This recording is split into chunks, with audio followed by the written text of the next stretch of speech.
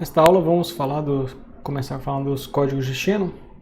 Então a ideia do Shannon para codificar foi usar os valores de comprimento ótimo, né, que a gente mostrou na aula passada, né, que os valores ótimos eram log, né, de 1 sobre pi. E a ideia do Shannon é fazer o arredondamento desse valor, né, para o inteiro acima, né? Então, ao fazer essa escolha, a primeira coisa que a gente pode verificar é se esses comprimentos satisfazem a desigualdade de Kraft, né? Então, vamos ver se esse aqui é menor ou igual que 1. Então, os LIs do Shannon são esses valores aqui. E como a gente está, né, uma exponencial que é negativo, e a gente está arredondando para cima, então esses valores aqui são menores do que esses daqui, né, já que o expoente aqui é maior do que o expoente aqui, né, e exponencial é negativo. Então a gente tem esse menor igual. E o menos log de 1 sobre pi, né, é log de pi, e o d elevado ao log de pi é pi, então fica o somatório de pi, isso aqui dá 1. Então, isso aqui menor ou igual que 1, logo satisfaz a desigualdade de Kraft, e com esses comprimentos dados pelo Shannon, a gente pode construir um código de prefixo com eles. Como a gente já viu, né, na demonstração, né, sobre a parte da desigualdade de Kraft, a gente mostrou um algoritmo de como construir esse código de prefixos com comprimento que satisfaz a desigualdade de Kraft. Então, os comprimentos que a gente está utilizando, né, como a gente está usando o teto desse valor, então os LIs eles estão entre esse cara e esse aqui mais um. Se a gente tirar o valor esperado de todos os lados da equação, a gente tem isso aqui. E o valor esperado, né, nada mais é que isso aqui que está aqui, o somatório, né, o somatório de P do valor. Então, a mesma coisa aqui. Então, aqui o valor esperado, né, do código vai estar, então, limitado por cima e por baixo. Então, aqui o limite inferior dá entropia e o limite superior, né, dá entropia mais 1. Ou seja, né, o comprimento esperado do código com os comprimentos Shannon, ele vai estar a no máximo 1 bit da entropia.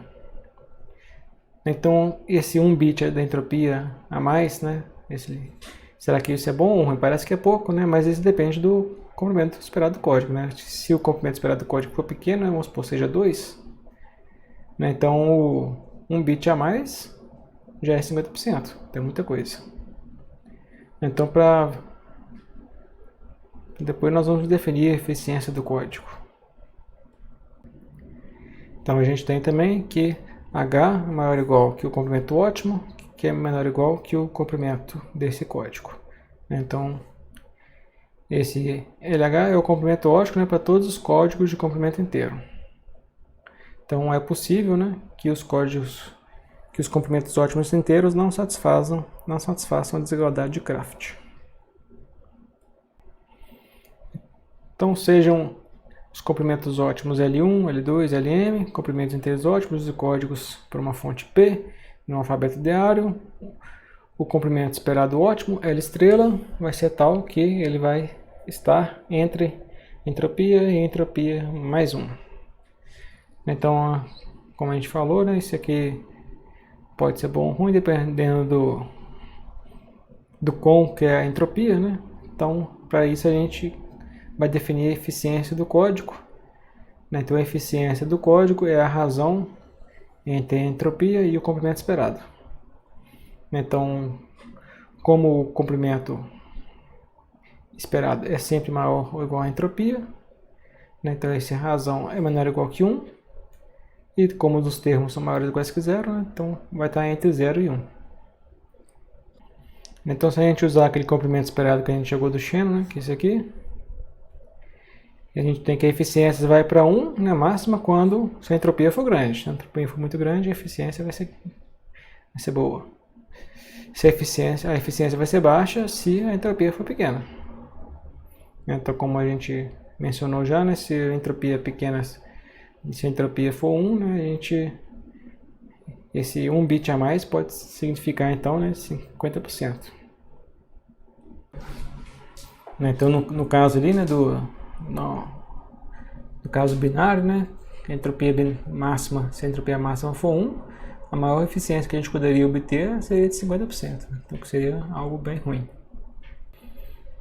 Então o código que a gente viu anteriormente é inerentemente desvantajoso, né, a menos que a distribuição for deática. Se a distribuição for deática, os comprimentos ótimos, né, os comprimentos que a gente vai utilizar vão ser comprimentos que vão dar número inteiros, né, então os comprimentos de Shannon vão coincidir, né, com os comprimentos ótimos inteiros. E aí, nesse caso, a gente alcança o limite, né, da entropia. Podemos também melhorar a eficiência codificando mais de um símbolo por vez, né, codificando em bloco. Né, que isso equivale a aumentar o alfabeto, né, e aumentar a entropia. Então, se a gente codificar em bloco, vamos chamar aqui de ln o comprimento esperado por símbolo de uma sequência de n símbolos. Né? Então, x1n é a sequência de n símbolos. E o comprimento esperado, então, por símbolo, né? Então é 1 sobre n do comprimento esperado para a sequência. Então, se a gente utilizar, né, os comprimentos de Shannon, né, esses LIs estão entre esse valor e esse valor mais 1, fazendo a mesma coisa que a gente fez antes, tirando o comprimento esperado. Na hora que a gente calcular o comprimento esperado por símbolo, a gente vai dividir isso aqui por n, né, todo mundo dividir por n. E dividindo por n, aquele mais 1 que a gente colocou, e fica mais 1 dividido por n. Então, mais 1 dividido por n, para n grande, isso aí passa a ser, né, um valor pequeno. Então, quanto maior o n, maior sequência, maior o tamanho do bloco que a gente vai codificar, então a gente vai estar obtendo um comprimento de código que vai estar cada vez mais próximo da entropia. E por outro lado, né, então cria-se o problema de ter que formar os blocos, né? Então a gente já mencionou esse problema anteriormente. Em geral, né, a distribuição subjacente não é conhecida, né? Então isso implica que existem erros nos cálculos. Então quando a gente utiliza, por exemplo, o código de Shannon, em que o comprimento é dessa forma, né, a gente, para poder definir quem são o valor do L, a gente precisa do comprimento. Então, se esse Q, que é uma estimativa que a gente tem de qual que é a nossa distribuição, se ele for diferente da distribuição subjacente, isso implicará, né, em algum erro, né? A gente estaria calculando esses valores aqui, né, de forma errada, e esse erro pode ter, né, terá implicações, né? Então vamos recalcular aqui, né, o valor esperado do comprimento do código, utilizando agora que a gente tem um comprimento, né, a gente está obtendo L, né, a partir de uma distribuição Q que não é a distribuição subjacente. Então vamos calcular aqui o comprimento esperado do código, né, então substituindo o comprimento esperado, o valor esperado dos L's, né, é esse aqui, o L é esse aqui, e vamos então, né, agora vamos utilizar, né, que esse valor que a gente está, esse aqui é o teto, né, desse valor, isso aqui é menor ou igual, né, do que aquele valor mais 1. Então note aqui que a gente está, né, tirando o valor esperado com relação à distribuição subjacente, mas o valor, a probabilidade que a gente está utilizando, né, dos símbolos para poder representar os comprimentos das palavras, né, provém, né, desse Q, que é uma aproximação do nosso P. Então a gente utiliza o Q aqui e aqui o P, né, já que o valor esperado utiliza-se a distribuição subjacente. Então chegamos aqui nessa equação, a gente pode multiplicar e dividir por P, que não muda nada. E agora a gente pode usar a propriedade do log, né? Então log é o log disso aqui tudo. Então, o log de um produto é o log do primeiro mais o log do segundo. Então, separamos aí, né, o log do primeiro e o log do segundo. E seria interessante a gente colocar um parênteses aqui. Já que esse P está multiplicando 1 também, né? Tá ali. Então esse primeiro termo aqui, a gente pode identificar que ele é a divergência, né? Esse somatório aqui é a entropia, então tá aqui, né? E o somatório de P, né? Já que o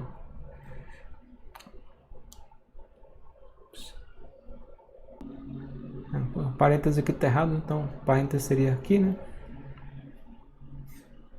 Então o P está multiplicando 1, né? Então o somatório de P que dá 1. Então a gente chega ao comprimento esperado agora é a entropia mais 1 mais a divergência, né? Então o que a gente tinha chegado antes era só nesse termo aqui. Agora apareceu esse novo termo que é devido a gente estar utilizando uma distribuição Q que é diferente da distribuição P. Então, se elas forem iguais, essa divergência é nula. Então, essa divergência de P e Q é o custo adicional por símbolo causado pela utilização da distribuição errada. Então, o comprimento esperado de um código sobre a distribuição P, onde a gente está utilizando o comprimento como sendo esse L, onde a gente utiliza Q ao invés de P, satisfaz, ele está entre esse valor e esse valor. Então é a mesma coisa que a gente tinha antes, né, como a gente mostrou agora, né, que ao utilizar a distribuição Q diferente de P, apareceu esse termo aqui, né, então no limite superior, né, apareceu esse termo. Se a gente for calcular o limite inferior, também vai aparecer o mesmo termo, né, quando a gente substituir, né, o L, né, quando substituir o L usando o Q ao invés de usar o P. Então vai aparecer esse termo a mais também. Então o comprimento esperado agora vai estar entre esses dois limites. Então a gente está sofrendo, né, uma penalidade que depende da divergência do P e do Q. E aí na próxima aula a gente continua voltando, revisitando, né, a desigualdade de Kraft.